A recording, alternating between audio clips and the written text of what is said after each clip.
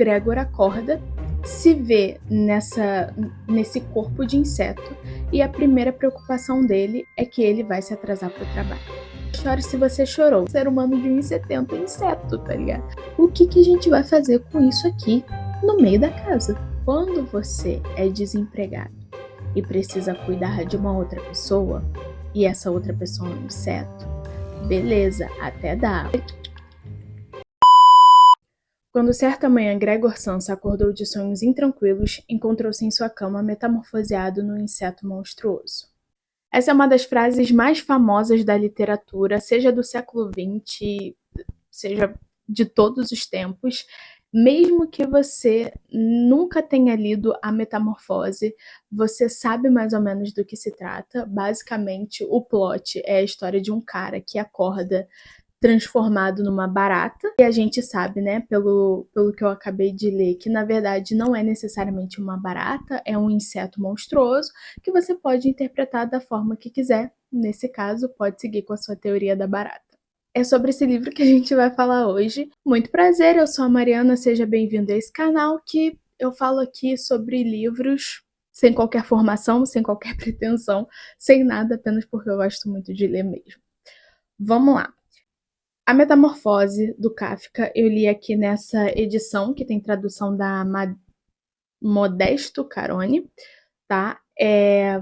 Todas as edições de Metamorfose são curtas, até porque é um livro curto, ele tem 80 páginas. Se você reservar uma tarde de domingo, você consegue lê-lo inteiro, que foi exatamente o que eu fiz. Apesar de ser um livro curto, ele é um livro muito incômodo, ele fica com a gente por muito tempo, e não é à toa que ele se tornou um clássico. Nesse livro a gente vai acompanhar o Gregor Samsa, que, como você percebeu, desde a primeira linha, ele já se torna um inseto. Isso não é spoiler, tá na primeira linha, e mesmo que fosse spoiler, o livro não é apenas sobre isso. Ventre abaulado, marrom, dividido por nervuras arqueadas, no topo do qual a coberta, prestes a deslizar de vez, ainda mal se sustinha. Suas numerosas pernas, lastimavelmente finas, em comparação com o volume do resto do corpo, tremulavam desamparadas diante dos seus olhos. É assim que o Gregor Samsa é apresentado pra gente. A gente nunca conhece o corpo humano do Gregor, apenas ele como um inseto. E isso já vai dizer muito pra gente sobre esse livro.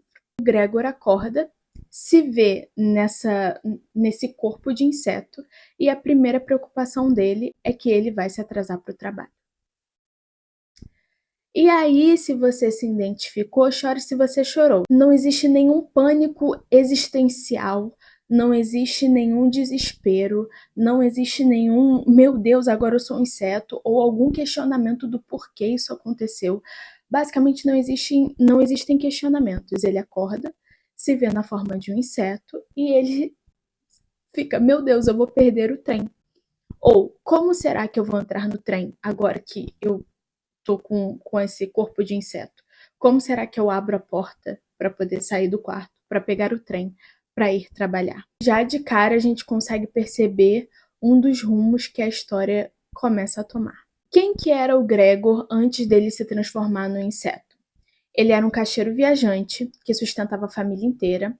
Ele tem um pai, uma mãe e a irmã dele. Ganha um dinheiro razoável, até porque ele sustenta a família toda. E a gente vai perceber que ele só trabalha no final do dia, assim. Ele viaja, ele tá sempre viajando, ele passa pouco tempo em casa e ele precisa fazer isso porque o chefe dele, na verdade, o pai dele, tem uma dívida com o chefe dele. Então ele também precisa trabalhar para pagar essa dívida. E o que a gente começa a ligar os pontinhos aqui? A primeira coisa que ele faz a primeira coisa que ele pensa, né, quando ele acorda, é que ele vai se atrasar para o trabalho. E logo em seguida a família dele começa a bater na porta também porque ele está atrasado para o trabalho. E depois, no momento seguinte, o gerente do trabalho dele chega para chamá-lo para trabalhar porque ele se atrasou alguns instantes. E isso ninguém tinha visto ainda como como ele estava fisicamente. E também ninguém se preocupou muito, porque, novamente, o problema era ele estar atrasado para o trabalho. Provavelmente, se ele estivesse num dia de folga, de descanso, ninguém nem estaria perturbando ele no quarto no primeiro momento. Porque é isso, a identidade dele está totalmente atrelada à função que ele exerce, tanto no trabalho, que é de caixeiro viajante, quanto com a família, que é de pessoa provedora da família. Ninguém quer saber do Gregor, todo mundo quer saber da função do Gregor e se o Gregor vai voltar com dinheiro para casa. Uma das coisas que o Kafka faz aqui, através dessa metáfora, é mostrar pra gente que no final do dia, dentro de um sistema capitalista, dentro de um sistema em que é a nossa função que importa mais do que a gente enquanto indivíduo, a gente se transforma em uma coisa. E para ficar didático, ele faz com que essa transformação se dê de forma física, através da transformação do Gregor em um inseto. Sabe aquele meme do me explique como se eu fosse uma criança de 5 anos? É basicamente o que ele faz aqui. E o que choca mais é a falta de choque, porque o Gregor, ele se metamorfoseia no inseto em um dia comum. Ele não se choca, ninguém se choca. Faz a gente entender que um dia comum da vida do Gregor já era assim. Ele já era uma espécie de inseto, só que num corpo de ser humano. Ele é útil para a empresa enquanto ele gera valor. Ele é útil dentro da casa dele enquanto ele está pagando as dívidas. Tanto é que a gente sabe pouquíssimo sobre o Gregor. A gente não sabe do que ele gosta, ele não tem hobbies, ele não tem uma namorada, ele não tem desejos futuros. O único desejo que ele tem é conseguir pagar a formação da irmã dele e mandá-la para o internato. Só isso. O desejo que ele tem não é nem para ele, é para a família dele. Ou seja, era o que eu estava falando lá no início do vídeo. Ele já vivia uma espécie de não-vida antes mesmo dessa transformação. Ele nunca teve escolha sobre nada, ele nunca escolheu nada da vida dele. Então, não é que a transformação física acontece do zero, sabe? É como se a transformação física só mostrasse o que já estava lá o tempo todo, só tornava claro e evidente. E o fato de que o Kafka escolhe narrar todos os acontecimentos mais absurdos, gente, é absurdo. O cara acorda do tamanho. Tipo, o cara acorda transformado no inseto, gente. E não é um insetinho, ele não é um inseto, uma barata minúscula.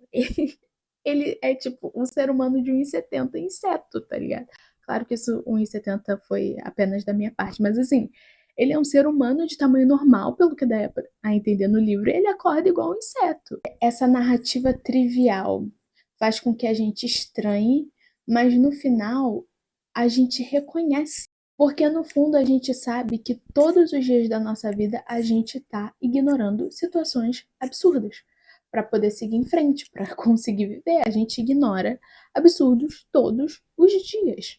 E aí depois a gente vai acompanhando como eles vão lidando com a transformação do Gregor, basicamente tratando a transformação dele não com tristeza ou choque ou qualquer coisa do tipo, mas como quase que um incômodo logístico, sabe? Tipo, meu Deus, a gente tem um inseto gigante aqui e esse inseto gigante não dorme direito, não come nada. O que que a gente vai fazer com isso aqui no meio da casa? Na segunda parte do livro, a gente começa a acompanhar um pouco a metamorfose da família do Gregor.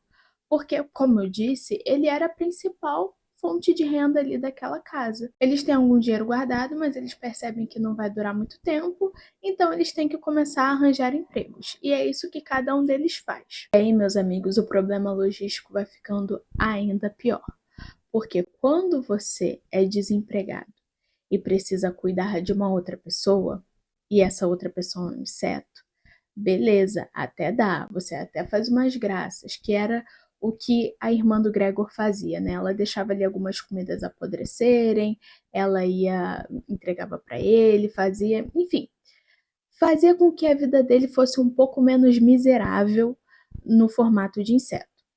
E aí todos eles arranjaram um emprego. E aí quando você arranja um emprego e tem que cuidar de um inseto, que a gente já falou aqui, não tem mais utilidade, né? Ele não consegue nem se locomover direito, ele não consegue trabalhar. Aí o que era uma dificuldade logística se torna um estorvo.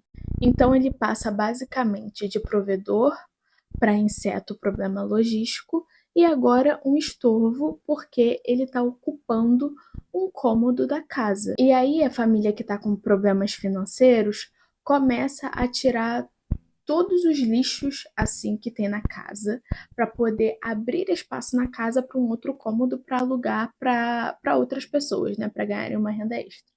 E para onde que essas coisas vão parar? No quarto do Gregor. E aí, gente, é uma imagem horrorosa porque, cara, você fica imaginando o cara tá lá como um inseto, e aí a família dele já tá tratando ele meio como ninguém, e depois vem um outro estágio que é começam a atacar tudo no quarto dele, a ponto de que ele começa a não ter espaço para locomoção. É nesse nível. E aí a gente começa a ver o apagamento do Gregor total, assim. E claro que a gente pode também fazer um paralelo com pessoas com deficiência, com pessoas com transtornos mentais, com depressão, com ansiedade, pessoas que por algum motivo possuem alguma condição que não as deixa do jeitinho que o capitalismo gosta, que não as deixa totalmente produtivas. Então, elas são excluídas, elas são relegadas. Novamente, é o Kafka explicando para nós, crianças de 5 anos, o que a gente faz com pessoas que não estão no padrão. E isso se torna mais palpável em uma das últimas cenas do livro, em que a Gretchen, eu acho que é a primeira vez que eu falo o nome dela nesse livro, nesse vídeo, mas é a irmã do Gregor, em que ela tá tocando violino pros inquilinos. E aí o Gregor, ele entra em parafuso, assim, porque ele acha que os inquilinos não são dignos o suficiente de ouvi-la, porque, como eu disse ali no início, o sonho dele era investir nos estudos dela, para ela ir para o internato, enfim, trabalhar esse talento. E aí ele, que já tá mal, né, começa a entrar numa pira de que ela não deveria estar tocando para eles, e ele invade a sala naquele formato de inseto, e é a primeira vez que os inquilinos o veem. Então é aquela confusão, e no final da confusão a Gretchen desabafa. Queridos pais, assim não pode continuar. Se vocês acaso não compreendem, eu compreendo. Não quero pronunciar o nome do meu irmão diante desse monstro e por isso digo apenas o seguinte: precisamos tentar nos livrar dele. Procuramos fazer o que é humanamente possível para tratá-lo e suportá-lo, e acredito que ninguém pode nos fazer a menor censura. Precisamos tentar nos livrar disso. Ou seja, aí foi a pá de cal.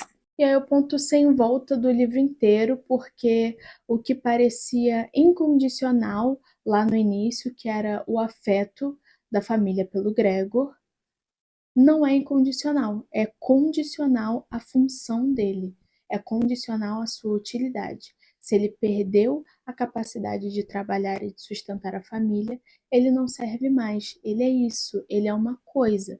Ele não é o irmão da Gretchen, ele não é o filho dos pais dele. E é nesse ponto que o livro abre uma fresta interessante ali de interpretação. O livro inteiro você pode interpretar de várias maneiras, tá, gente? É por isso que ele é um clássico, não existe uma resposta fechada.